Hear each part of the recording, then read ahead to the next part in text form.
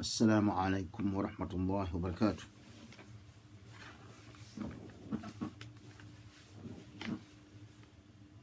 إن الحمد لله نحمده سبحانه وتعالى ونستعينه ونستغفره ونؤمن به ونتوكل عليه ونعوذ بالله من شرور أنفسنا ومن سيئات أعمالنا. من يهده الله فلا مضل له ومن يضلله فلا هادي له. أشهد أن لا إله إلا الله وحده لا شريك له وأشهد أن محمد عبده ورسوله صلى الله عليه وسلم. يا أيها الذين آمنوا اتقوا الله حق تقاته ولا تموتن إلا وأنتم مسلمون. abalungi ab'ebitiibwa, matendo gonna ga Allah subhanahu wa ta'ala,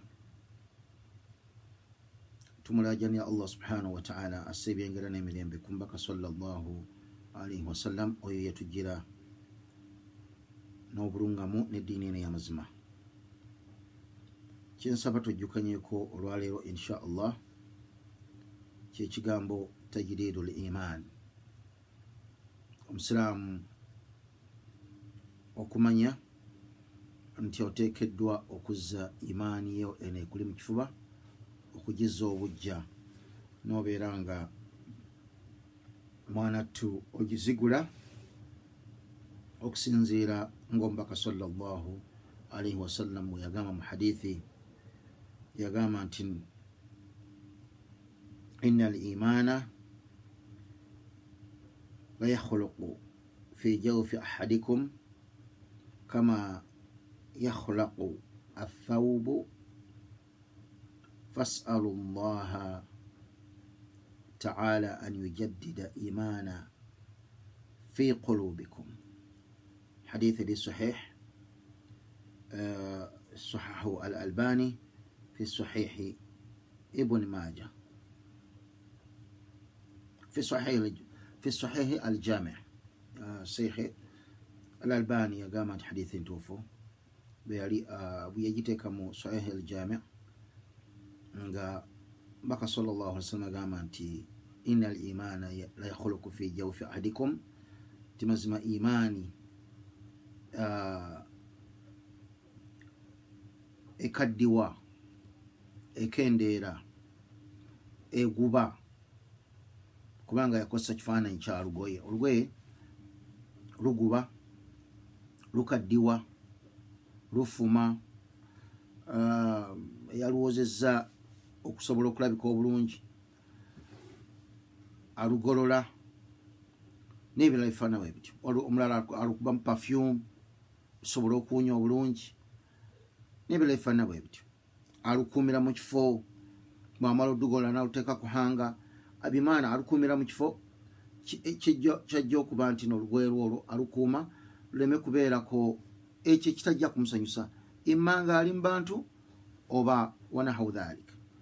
Naye omubaka sallallahu alaihi wasallam agamba nti mazima iman la yakhluqu fi jawfi ahadikum, imaani ekaddiwa, efuma mu kifuba ky'omu ku mmwe, kama yakhluqu athawb, nga bw'olaba kama yakhluqu athawba, nga bw'olaba olugoye bwe lukaddiwa oba olutukako ebyo byetugedde waggulu. N'agamba nti fas'alu allaha ta'ala, musabe Allah subhanahu wa ta'ala an yujaddida imanakum, abeere nga abaddiza imaani zammwe obujja fi qulubikum, mu bifo byammwe. Imaani kikulu nnyo eri obulamu bw'omukkiriza. Olwa imaani omuntu gy'agenda okuba nayo, agenda kulaba ku Allah subhanahu wa ta'ala, ng'omubaka sallallahu alaihi wasallam bwe yagamba inna allaha yatajarra lilmu'minina yadhhak. Allah subhanahu wa ta'ala agenda okweyoleka eri abakkiriza kunaku lw'eqiyama ng'aseka. Hadithi eri sahih gari Muslimu namba 178. Mu hadithi endala eraga obukulu bwa iman, mbaka sallallahu alaihi wasallam, hadithi evako an Shu'aibi يقام عن النبي صلى الله عليه وسلم قال إذا دخل أهل الجنة قال يقام بك صلى الله عليه وسلم أنت شعيبي يقام أنت بك صلى الله عليه وسلم يقام أنت أبانت بيوم الجنة وبالإنجل الجنة يقول الله تبارك وتعالى الله سبحانه وتعالى أجينا كغامبا أبانت بأهل الجنة تريدون شيئا أزيدكم أبف من يكنت كنت مواغرا بيرنغا بونغرا فيقولون أبانت بأجينا كدامو أبكرزا ألم تبيض وجوهنا أي الله وفي توفد بيين يفبنونغا بياكايا كنا haven't you brightened our faces ألم تدخلنا الجنة أبف الله وفي ترجينجرز الجنة وتنجنا من النار نوبرانغو تونيا أمريرو قال فيكشف لحجاب الله سبحانه وتعالى أبنغا الجو كتن وبجيجي لبيرنغا لجباو الله سبحانه وتعالى makulu abakkiriza babeerenga bakuba amaaso ku Allah waffe subhanahu wa ta'ala. Tusaba Allah teekemu abo agamba nti no fama a'atu shay'an ahabba ilayhim min nadhari ila rabbihim azza wa jalla. Mbaka sallallahu alaihi wasallam agamba nti abakkiriza tebagenda kubaayo na kintu kyonna mu bulamu bwabwe kyali kibaweereddwa ng'okulaba ku Allah subhanahu wa ta'ala. N'olwekyo olwa iman abakkiriza bagenda kulaba ku Allah subhanahu wa ta'ala nga Allah subhanahu wa ta'ala agamba nti no wujuhu yawma idhin nadhira ila rabbihim nadhira, ebyenyi ebimu bigenda kubeera nga bisanyufu okulaba olw'okuba nti bagenda balabye ku Allah waabwe subhanahu wa ta'ala. Abalungi ab'ebitiibwa, imaani obukkiriza inna al-imana qawlu wa amal, mazima iman eva mu bigambo ne mu bikolwa. Iman tuginoonyeza mu bigambo nga ebigambo ebiyitwa ku lulimi lwo. Omukkiriza olulimi lwe luno mwanattu talukolako loosi, talufunamu loosi n'abeera nti terimusembeza eri Allah subhanahu wa ta'ala, bal olulimi luno alukozesa n'abeera nti kimu ku bintu ate ebimusembeza eri Allah we subhanahu wa ta'ala, bimaana nga luyitako ebigambo ebisiimisa Allah subhanahu wa ta'ala. N'ebiyungo bye bino ebisigaddewo akola emirimu physically egirabwako mu ngeri ez'enjawulo, abeere nti asinkana Allah we subhanahu wa ta'ala. N'olwekyo inna al-imana qawlu wa amal wa i'tiqad. Iman tugifundiza mu bintu bisatu. Kisookera ddala kyekyokubeera nti qawl, ebigambo nga batugambye, wa amal, n'emirimu, wa i'tiqad, n'enzikiriza. Enzikiriza ebeera mu mutima gw'omuntu. Amakulu Allah subhanahu wa ta'ala agamba nti no amana ar-rasul bima unzila ilayhi min rabbih wal mu'minun kullun amana billahi wa malaikatihi wa kutubihi wa rusulihi la nufarriqu bayna ahadin min rusuli wa qalu sami'na wa ata'na ghufranaka rabbana wa ilayka al-masir. Amakulu abakkiriza nti amana ar-rasul bima unzila ilayhi amana ar-rasul bima unzila ilayhi min rabbih wal mu'minun. Bakkiriza Allah subhanahu wa ta'ala, bakkiriza omubaka wa Allah subhanahu wa ta'ala n'ebyo ebyamussibwako. Allah yamenyamu n'abakkiriza bagamba ntukkiriza Allah subhanahu wa ta'ala. Kul amana billahi wa malaikatihi, tukkiriza Allah. Wa qalu amana ar-rasulu bima unzila ilayhi min rabbihi wal mu'minun kullun amanna, tukkiriza Allah subhanahu wa ta'ala. Makulu bakkiriza Allah subhanahu wa ta'ala n'omubaka we wa malaikatihi, malaika ze, wa kutubihi wa rusulihi, ne bannabbi ababaka bonna Allah subhanahu wa ta'ala beyasin fi maana al-aya. Amakulu mukkiriza kkiriza Allah subhanahu wa ta'ala, nakkiriza ababaka Allah subhanahu wa ta'ala beyatuma, beyatumira, babeere nga batuusaako amateeka ga Allah subhanahu wa ta'ala n'ebitabo bye nga Quran nga kyekitabo ekyasinze okuba nti olwaleero ekiriwo Allah subhanahu wa ta'ala kyeyatulekerawo kyewomubaka sallallahu alaihi wasallam nga kirimu obubaka bw'abannabbi bonna bali abakulembera. Nolwekyo omukkiriza abeera nti oyo ye imaani nga Allah subhanahu wa ta'ala bwagamba nti no okukkiriza Quran yagamba dhalika alkitabu la raiba fi hudan lilmuttaqin alladhina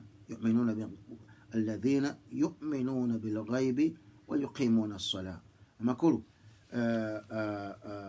iman eri mu bigambo, eri mu bikolwa, eri ne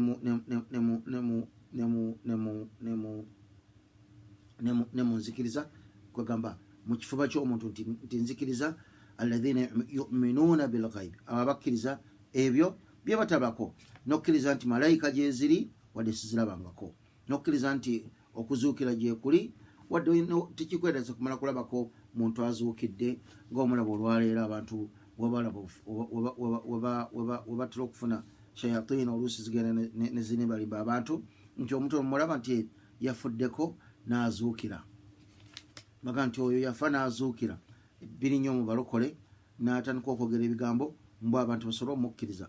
Mukkiriza ateekwa okukkiriza Allah akkiriza kubanga omubaka sallallahu alaihi wasallam akyogerako, akkiriza okuzuukira kuba mu Qur'ani mwekuli, akkiriza okuzuukira nti okuba akkiriza Allah subhanahu wa ta'ala kyagamba nti no alladhina yu'minuna bilghaibi, abo abakkiriza ebyo bye batalaba, bakkiriza ebyo kwegamba ebibabuuliddwa Allah subhanahu wa ta'ala nti gyebiri oba byaliyo oba bigenda kubeerawo. Nolwekyo olwo aqida yo ebeera emaze okubeera salim, eba emaze okubeera entuufu. Lwaki? Singa ogiteekamu okukkiriza ekyo kyonna ekyayita ku lulimi lw'omubaka sallallahu alaihi wasallam, ekyayita mu Quran nti kyaliyo, nti kigenda kubeerawo, oba weekiri, nga weekiri tokirabako, nga zimalayika za Allah subhanahu wa ta'ala yazitonda weeziri, zijja muffe neziwandiika emirimu gyaffe, zijja muffe nezitwala abamu ku ffe. Mathalan malayika ezitujjamu emyoyo zijja muffe, malayika ezibeera mu bifo awabeera dhikiri. Nolwekyo imaani eyo nga bwetuginyonyodde omukkiriza ateekeddwa okubeera nti mwanattu agizza obujja, ereme kuba nti efuma ng'omubaka sallallahu alaihi wasallam agamba nti mazima iman egwa efuma eggwerera ekendeera. Abamanyi abamu batuuka n'okugamba nga Imamu Ahmada nti erinnya neetuuka ku ggulu, kwegamba ku ggulu, amakulu erinnya negenda ddala waggulu, n'agamba nti ekka nebeera nti etuukira ddala te ku nsi eya wansi. Abamu bagamba bakala badu salaf nti erinnya yeeyongera kamithilul jibaal, nebeera nti no yenkana nga bwolaba ensozi, ate era nekka netuuka ku kintu kwegamba kyosobola okwe-imagininga. Makulu nti ensozi ziba nnene, omukkiriza asobola okubeera awo naye nga mu kifuba kye alina imaani, alina obukkiriza nga bwenkanankana nga waliwo olusozi. Ate waliwo omulala mwanattu faliyadhu billah, imaani esobola omukendera nemugwa mu kifuba n'atuuka okubeera nti alina ekimuguddeko, naga nti nze n'obusiraamu buvuddeko.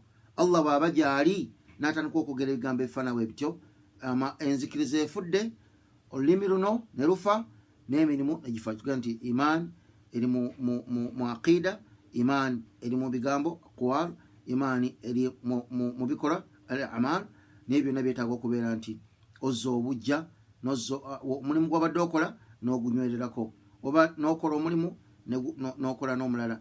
Enzikiriza mu kifuba nebeera ng'enywera, n'ebigambo bino ne biba nga byeyongerako. Omuntu n'ayogera ebigambo nga birungi, n'abeera nga ayogera ebigambo ebitendereza Allah subhanahu wa ta'ala, n'asoma Quran. N'olwekyo bwe kibeera nti nno olugoye luguba ne luweyaringa, if a cloth can wear and get old, kiri kitya imaani ebeera mu kifuba kyo gy'otalabanako. N'olwekyo ya ayuha almu'minun usi nafsi wa iyakum mbakubiriza nga nange neekubiriza omuntu okubeera nti no always you watch abaffe imaani yange gye nabadde nayo yesterday nkyagirina abaffe imaani kati wendiko yeeyongera oba ekkabusi n'okumanya wa kiki ekiviiriddeko imaani yo okuba nga obeera mu mbeera efaanana bwetyo. Abooluganda b'ebitiibwa, Allah subhanahu wa ta'ala yagamba mu Quran, yagamba nti walawla fadlu llahi alaykum wa rahmatuhu ma zaka minkum min ahadin abada walakin allaha yuzakki man yasha'u wallahu sami'un alim. Imaani eno okusobola okubeera nti ogitereeza olina kugizeera Allah subhanahu wa ta'ala nga Allah bwe yagamba mu tteeka eryo n'agamba nti walawla fadlu llahi alaykum, singa tikwali kusaasira kwa Allah subhanahu wa ta'ala n'ebyengera bye byassa kubakkiriza ma zaka minkum min ahadin abada, Allah yalabadde tatukuza n'omu ku mmwe amakulu mu kifuba kyo mwali badde tateekamu imaani wadde n'akatono, yali badde akuleka ng'okola bweoyagadde. N'agamba walakinna allaha, naye Allah subhanahu wa ta'ala yuzakki man yasha, Allah atukuza oyo yenna gwaba yayagadde. Wallahu sami'un alim, Allah subhanahu wa ta'ala awulira ate mumanyi mwanattu mukenkufu. Mu aya endala yagamba nti walawla fadlu llahi alaykum wa rahmatuhu lattaba'tuhum ash-shaytan lattaba'tum ash-shaytana illa qalila.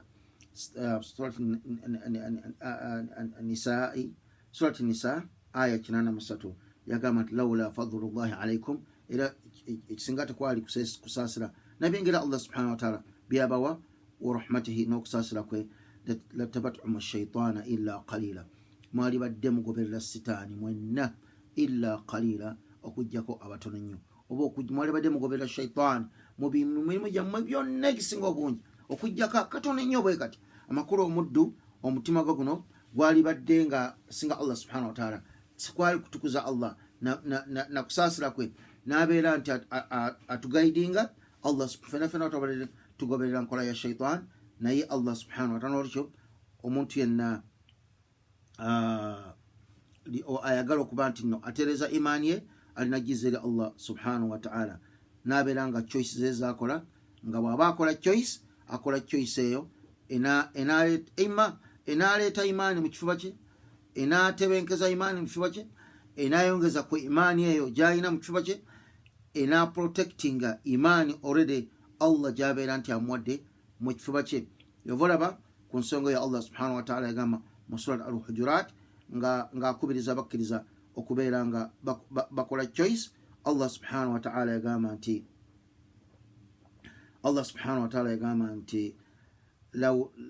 yagamba nti no wa'lamu anna fikum rasula Allah law yuti'ukum fi kathirin min al-amri la'anittum walakinna Allah, kyenjagalamu kikino yagamba walakinna Allah habbaba ilaykum al-iman, walakinna Allah habbaba ilaykum al-iman. Neno Allah subhanahu wa ta'ala abakkiriza yabagasa iman. He made you choose iman. Allah he made you choose iman. Amakulu adira omukkiriza n'aba nti choice bbiri ziba zizze achuzinga iman. Bwe zibanga amakuba abiri gazze, lino limutwala lijja imaani mu kifuba kye, lino likendeeza imaani mu kifuba kye, alondawo imaani. Walakinna allaha habbaba ilaykum al-iman. Allah kugamba he made iman dearer to your hearts wazayyanahu fi qulubikum. Allah naawunda ne iman ebifuba byammwe.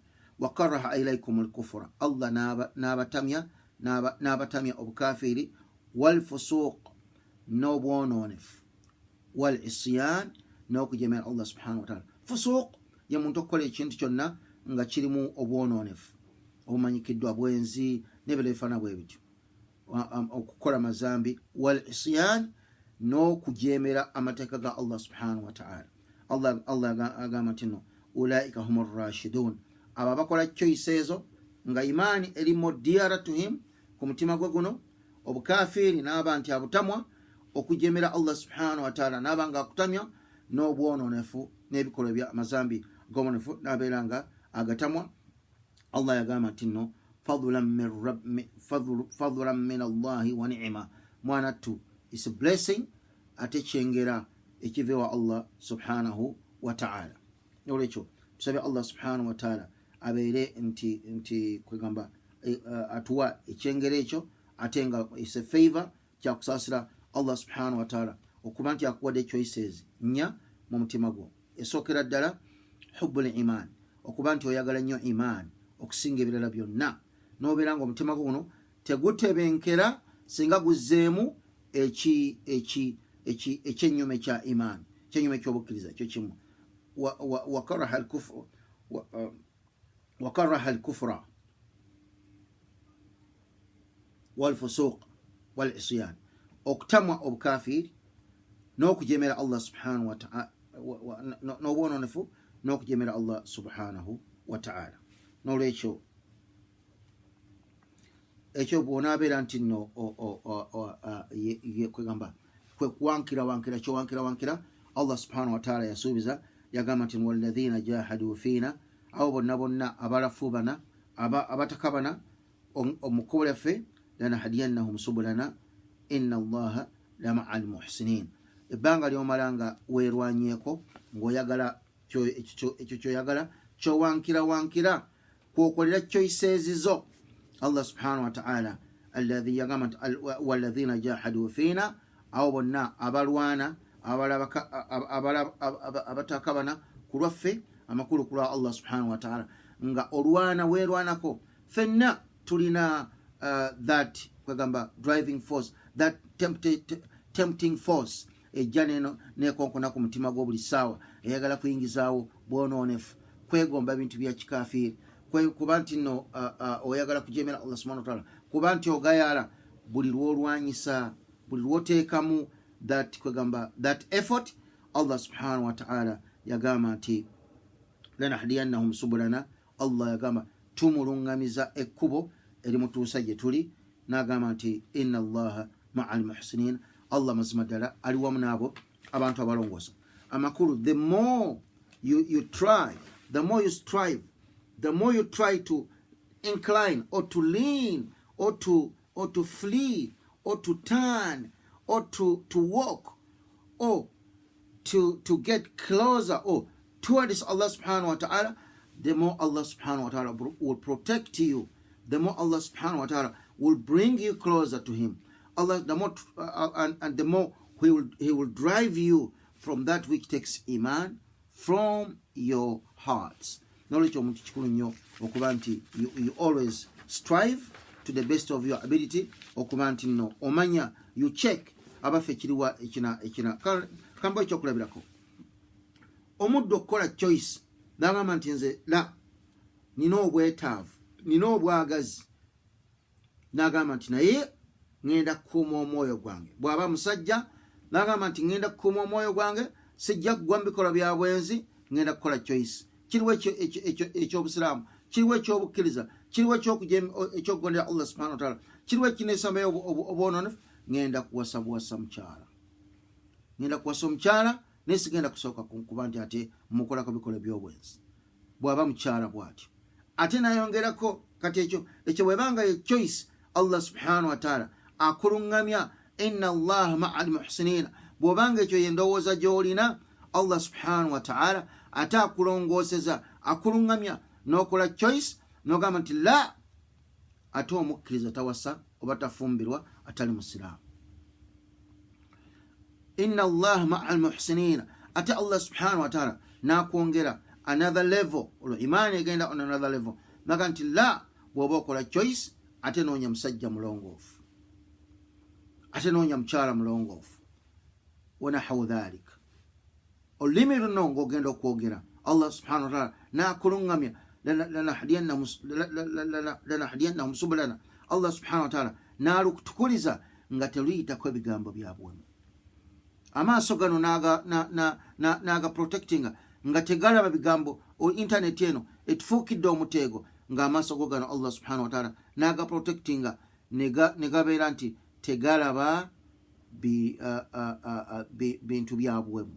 Olwaliro pornography afuuse n'obwononefu fawahisha mu tebakyafaayo. Osanga omuntu nga asaasaanya ebifaananyi ku internet, oba biri mu mawulire oba biri mu byabufuzi, naye nga tafuddeeyo.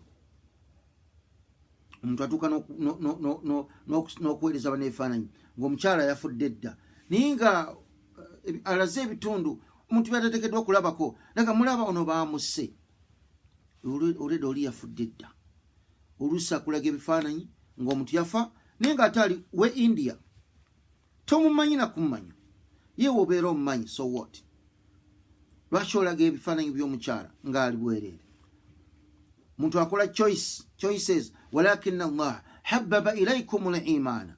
Omukkiriza wankira nnyo. Lumu nali nina kyenzijukiza abakkiriza, nemaga ndi bannange bwe muba mutambulako, kyenalingezako okubalaga nti mugendeko mu nsi nga mulimu okwaziina. Amatuugo gano fe abawangalira mu sizoni eza Bulaaya gawulireko ku mwazinya yaziina outside, nga bwe tuwulira abantu abakuba fireworks, nga bwe tuwulira abantu abakola buli kikola kyonna ekyobukafiiri bakikola openly.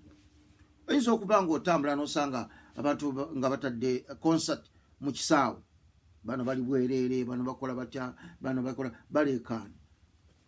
Busiraamu tosobola kugamba nti katwaziiniraawo tusaaliraawo. La, busiraamu wano tusaala mu nsi zaffe zino, tusaalirako wabweru mu kisaawe ngaawo ku lunaku lwa Eid nga mukimanyi tugenda mu bisaawe omwo. Naye tusobola kukifuula nti nno kisaawe ekyo we tusinziza. La, tekisoboka.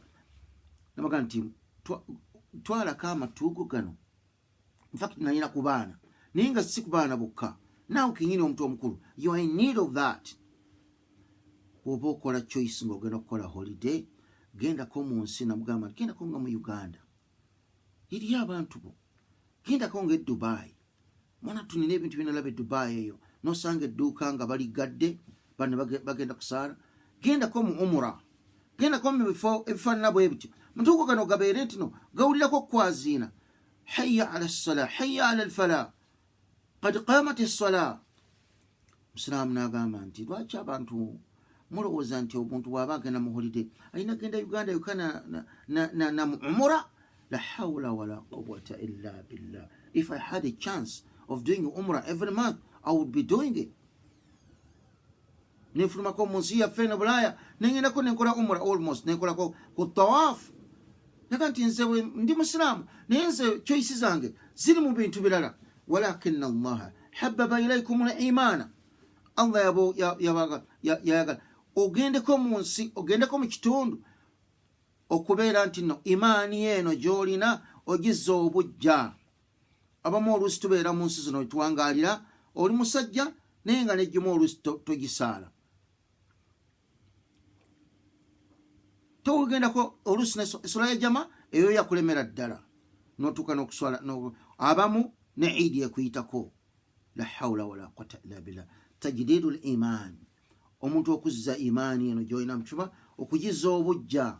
Noba ng'okolayo omulimu nga gwakuzza imaani eno obujja. Noba ng'olinayo ebigambo ng'ebigambo ebyo biprotectinga your tongue. Noba ng'olinayo emirimu, mbaka kyagamba nti buli omu ku mmwe asabye Allah subhanahu wa ta'ala amuddize imaani eno obujja, ereme kubeera nti efuma, etuuka okubeera nti nno emugweramu ddala. Abooluganda bebitwabo, abooluganda ab'ebitiibwa, owekitiibwa Allah subhanahu wa ta'ala mu bimu ku bintu bye yatuwa ebiyinza okubeera nti bizza imaani yaffe eno obujja, kwe kuba nti omuntu osoma Qur'an. Allah subhanahu wa ta'ala agamba nti kitaabun anzalnahu ilayka mubaarakun liyadabbaru ayati waliyatadhakkaru ulul albab. Agamba nti kitabo ekyo, it's a book which have been sent down to you, full of blessings, that they may ponder over its verses, and that men of understanding may remember. Kitabun anzalnahu mubarak. Kitabun anzalnahu ilayka mubarakun liyadabbaru ayatihi waliyatadhakkaru ulul albab. Ulul albab, Allah subhanahu wa ta'ala agamba people, abantu abo kwegamba abantu, people of understanding, people who can remember. Yekisa nga kyakujjukiza amakulu Qur'ani eno okugisoma tera nyo okukubiriza abaddu ba Mungu ebintu bina Qur'ani eno okugisoma, Qur'ani eno okugikwata. No, the bare minimum kwe kugiwuliriza, kubanga waqala al-kafirun la tasma'u li hadha al-Qur'an. Kafiri baga temuwuliriza Qur'ani, bakuteerawo every kind of destruction oleme kuba nti owuliriza Qur'ani eno. Qur'ani eno okugiwuliriza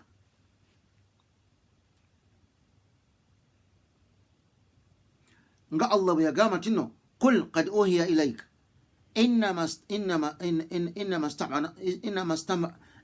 istama'a nafaru min aljinni faqalu.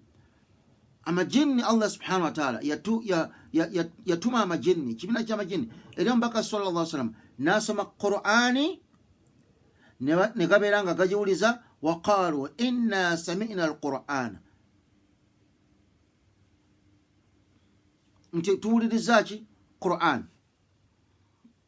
Qur'ani eno okugiwuliriza kyekisookera ddala. Ekyokubiri okugisoma physically, n'okwata ekitabo n'ogisoma. Olwaleero erina ku ssimu, tewali mutawaana ng'okutta essimu yo. Abamanyi baga nti Qur'an oba obikudde eno ya ku kitabo, oba obikudde eno ya ku ssimu yo, oba obikudde ya computer, oba obikudde ku ya iPad. Qur'an kasita obeera nti no obikudde n'osoma, okugibikkula, okugisoma, okugiwuliriza. Basahaba, omukyala yagamba nti nakwata Qur'an, nakwata suratul Qaf olw'obuyitirivu w'okugiwulira ng'omubaka agisoma. Ku lunaku lwokutaano, Qaf wal Qur'anil Majid, omubaka sallallahu alaihi wasallam yajjanga ku mimbali n'ayimirira n'asoma khutba naye ng'asoma busome Qur'an. Qaf wal Qur'anil Majid, omukyala n'agiwulira. Omubaka omulala yakwata sura hadithi nyinyo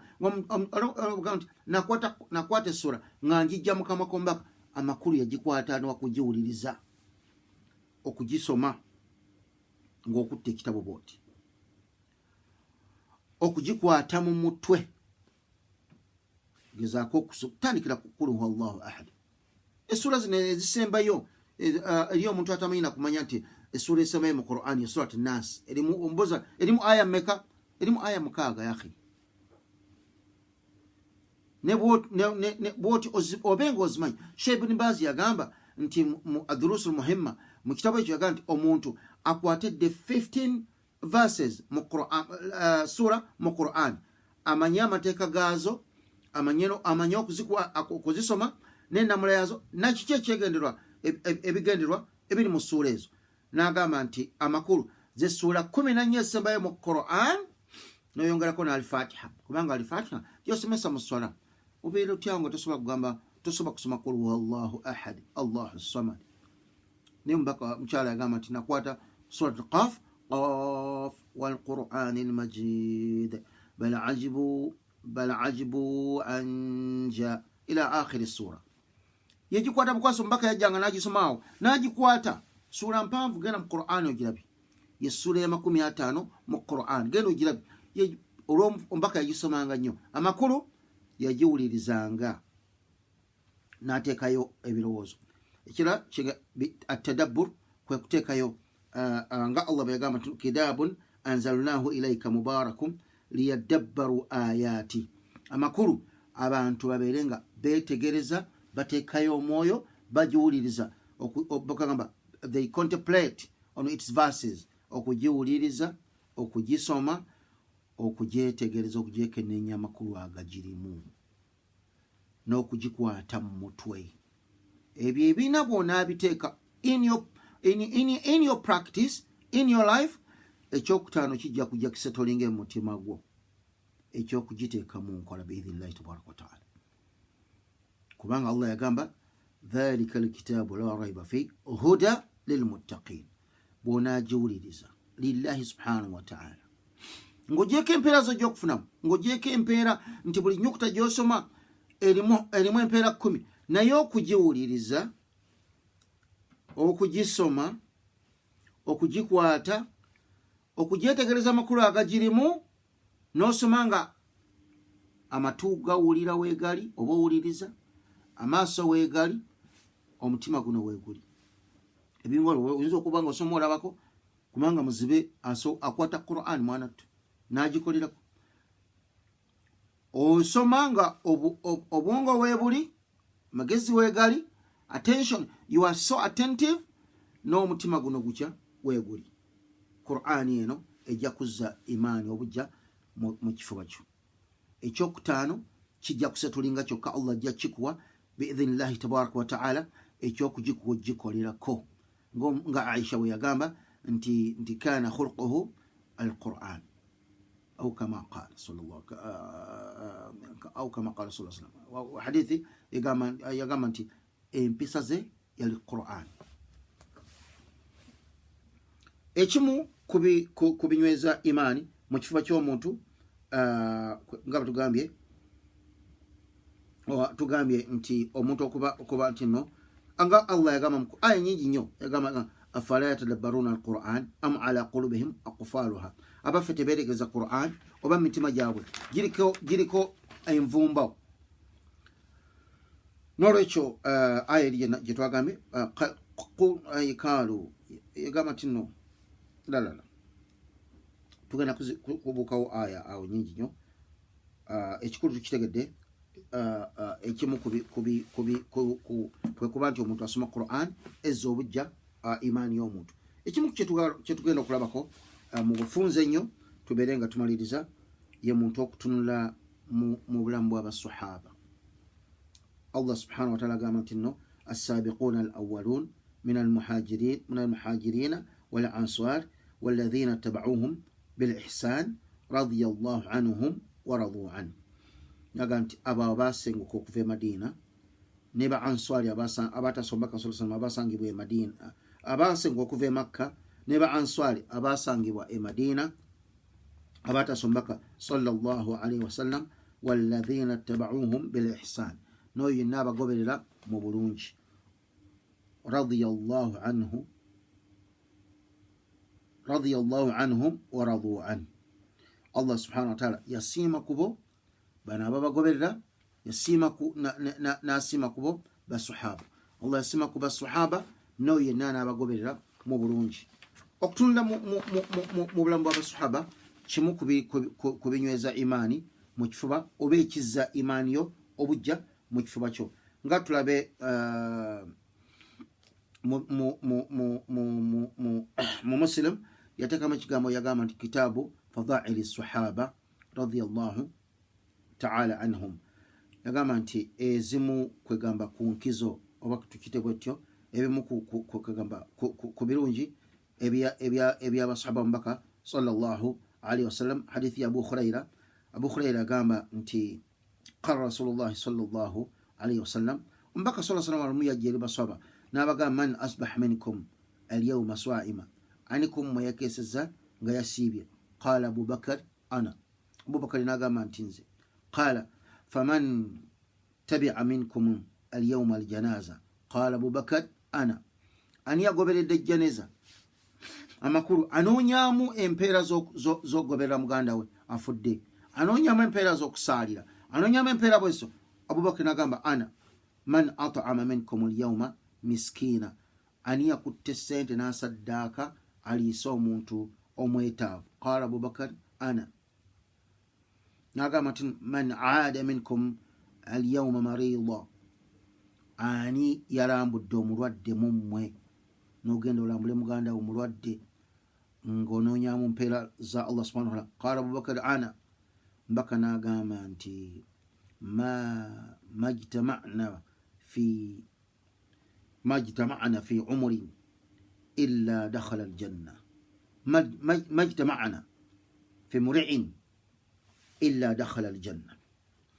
Ebyo ebintu ebina tebisobola kwegatta mu kifo kya muntu omu mu lunaku lumu bwe luti okujjako nga mulimu okubeera nti awankira omubaka sallallahu alaihi wasallam ng'awankira okusiiba. Mbaka yagamba nti asiyaamu junna. Omuntu ng'abeera nti bw'alaba muganda we afudde amugoberera. Mbaka kijjukira yagamba nti okusaalira omufu, okugoberera omufu, okumuwerekera n'omusaalira ne bamuzinga, kuliko qiraatu bbiri, la hawla wala quwwata illa billah. Okusaddaaka, man at'ama minkum alyawma miskiina, okuliisa abanaku, okulambula abalwadde. Mbaka yagamba nti ebyo tebikuŋŋaanira ku muntu omu bw'ati okujjako abeera muntu wa mujjana. Amakulu nti abeera ahlul iman, abeeramu ahlul iman, abeeramu ahlul janna, abeeramu ahlut taqwa, mu bantu ba ahlut taqwa. Al iman yaziidu bittaa'a wa yanqusu bil ma'siya. Imaani erinnya na kutya Allah na kugondera Allah subhanahu wa ta'ala, atekka na kubeera nti n'omuntu ajemera Allah subhanahu wa ta'ala. N'olwekyo tajridul iman, okuzza imaani yaffe mu bifuba bya Allah mu bifuba yaffe, one, okudda eri Allah subhanahu wa ta'ala, kubanga Allah subhanahu wa ta'ala alungamu yahdi man yasha, alungamu yogoba yagadde. Two, okubeera nti tusoma Quran. Three, okubeera nti tutunula mu bulamu bw'abasahaba, okubagoberera ebikolwa byabwe. Bajjanga ewa mubaka sallallahu alaihi wasallam n'agamba, ya Rasulallah awsini ya Rasulallah, naamirayo. Tera nnyo okusomera abantu waliwo oluusi okuba ekyokulabirako obulamu bw'abasahaba. Osahaba oli yajja mu maaso ga mubaka sallallahu alaihi wasallam, omusajja oyo yajja ayambadde empete ya gold. Omubaka n'anyiiga n'agimuggyako, mwana tunaagikasuka eri. Basahaba omubaka sallallahu alaihi wasallam oluvannyuma n'atambula n'agenda. Omubaka bw'atambula, bano ne bagenda bamugamba nti nno khudhe khatamatak, owange genda olondeewo empeta yeeri weegase nayo. Omubaka yaggaanya kugikwata ki? Baga nti omu kumumaddira ekikomo eky'omuliro n'akiteeka ku ngalo ze. Yaggaanya kugyambala kuba omusajja haraamu okwambala gold, naye ate si haraamu okumugula n'amutwalira mukyala we, si haraamu okumugula n'amuteekamu sente ze. Mugamba genda empeta yo gikwate weegase nayo. Yamugamba wallah, yagamba bane nti wallah lam akun, nedda sisobola genda nenonda kintu. Omubaka kyakasusa eri, omubaka akitamwa nange nkitamwa, wadde nga kyali kya halali. La hawla wala quwwata illa billah. Olwaleero nosanga omusiraamu ng'alina ekintu, olwaleero nogenda wetusomera darusu oba khalaqa zaffe, nosanga omusiraamu omusajja nga ayambadde gold n'okutula omudaali gwe n'okukasuka eri. Allahu akbar. Oyinza okuvaawo nga bakusazeeko omutwe, oyinza okuvaawo oba kutaasiza, bayinza okuba bakulinya erinnyaawo, kubanga ki balaba nti okoze naye obulamu bw'abasahaba si kye tugambye nti ogenda okikole, naye kyenjagaddemu nti omubaka yatamwa ekintu ne sahaba n'akitamwa. Olwaleero bannyinaffe bangi b'osanga ng'atadde profile picture, asooka neyekolako, she beautifies herself, n'akwata ekifaananyi n'akiteeka ku profile ye. Lwaki? Kisanyusa obulamu bwe, tatunuddeemu abaffe kiri haramu, la kyetakitundiramu. Walakinna allaha habbaba ilaykum al-iman, naye Allah yabaagazisa iman, tajridul iman. Abaffe okuteeka profile y'okukifaananyi ku gundi kyekyebeeyi kisengayo. Olabira ddala nti nno omuwendo price gy'ofuna mu kuteeka profile picture yo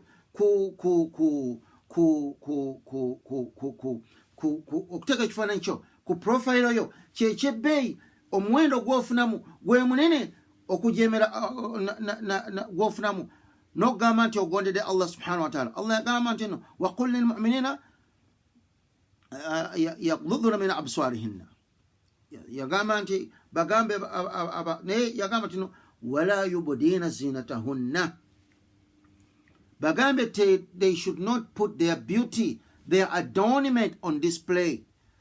my sisters, putting your face, you beautify this face on your profile or on internet, you have displayed your adornment. Odidde ekintu Allah subhanahu wa ta'ala kyakukola. Lwaki? Allah yaddira abasajja abatambula mu nguudo, yagamba wa qul lil mu'minina yaghuddu min absarihim.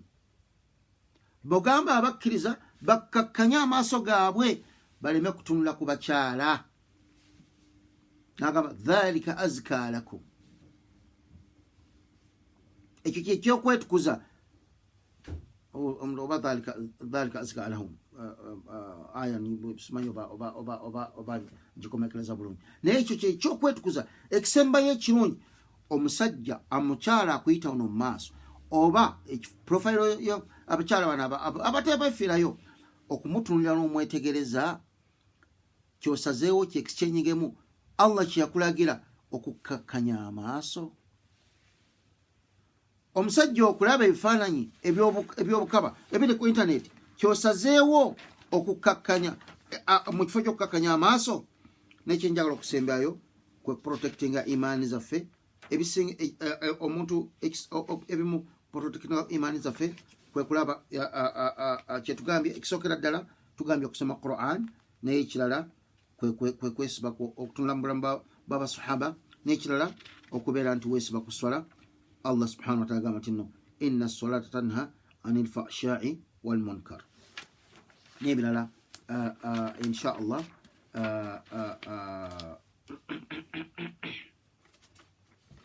Omuntu okubeera nti omuntu oddira enkola ya sitaani n'obeera nti no ogifuula kwegamba okuddira sitaani ono n'amakubo gaayo, kyensembyayo okubeera nti ogifuula mulabewo nga Allah subhanahu wa ta'ala. Ebifo binnyo obutatambulira mu nkola ya sitaani ng'olede kitwalabye, naye kyensembyayo omuntu yenna bw'obanga oyagala okubeera nti no otuuka maaso ga Allah subhanahu wa ta'ala ng'akusiimye, ya aya ya Allah subhanahu wa ta'ala gyeyagamba nti ya ayuha alladhina amanu taqullah waltanzuru nafsu ma qaddamat lighad wattaqullah inna allaha khabirun bima ta'malun. Always evaluate your actions. The best way to protect your iman, one of the kwegamba always kwe kubeera nti no osuubira nti ngenda kusinkana Allah subhanahu wa ta'ala. Kyensembyayo nga Allah bwe yagamba muteeka eryo, yagamba nti ya ayuha alladhina amanu taqullah, abange mwabakkiriza mutya Allah subhanahu wa ta'ala, waltanzuru nafsu ma qaddamat lighad. Buli omu atunuulire kiki kyakulembeza okukola mu bulamu bwo buno obw'ensi. Kyokulembeza okukola ma qaddamat lighad, ekyo kyagenda okusinkana ne Allah subhanahu wa ta'ala. Nadamu n'atugamba nti wattaqullah, abaffe mutya Allah subhanahu wa ta'ala, inna allaha khabirun bima ta'malun. Allah subhanahu wa ta'ala mumanyi mukenkufu abatunuulira ebyo byemukola ku nsi kuno. Amakulu Allah subhanahu wa ta'ala jjukira yakuwa obulamu n'akuteeka ku nsi kuno n'aggalira nti ogenda kuwangalako emyaka 2 oba 3. Wa ilayhi turja'un, ewa Allah subhanahu wa ta'ala gye tugenda okudda. Naye Allah agamba nti no wattaqullah, mutya Allah subhanahu wa ta'ala, inna allaha khabirun bima ta'malun. Allah mumanyi mukenkufu akulaba ebyo byogenda okukola. Kibi nnyo omulamuzi agenda okukusalira omusango nga yeyakulabye ng'ozza omusango. Bwe mwakafaananyi bw'okola ekintu ng'agenda okukusalira omusango yennyini eyakulabye. Abanga owa poliisi abeera wali nga ali wali ayimiridde, n'ogenda ozza omusango ng'olowooza tewali waakulaba, najja mpolampola n'agamba nti you are under arrest. Lwaki? Ekyo kyokoze kimenya mateeka. Ne Allah subhanahu wa ta'ala alaba bye tukola, ate we gye tugenda okudda yagenda otubala, yagenda otubonereza, yagenda otusasula. ekyo buli lwonakijjukiranga 1 kijja kuzza imaani eno obujja, kijja kukuuma imaani eyo eri mu kifuba kyo. saba Allah subhanahu wa ta'ala Allahumma arina al-haqqa haqqan warzuqna ittiba'ahu wa arina al-batila batilan warzuqna ijtinaba. اللهم أنت نفوسنا تقواها وزكها وأنت خير من زكاها أنت وليها مولاها. اللهم صل على محمد وعلى آل محمد كما صليت على إبراهيم وعلى آل إبراهيم إنك حميد مجيد، وبارك على محمد وعلى آل محمد كما باركت على إبراهيم وعلى آل إبراهيم إنك حميد مجيد. سبحانك اللهم وبحمدك أشهد أن لا إله إلا أنت أستغفرك وأتوب إليك.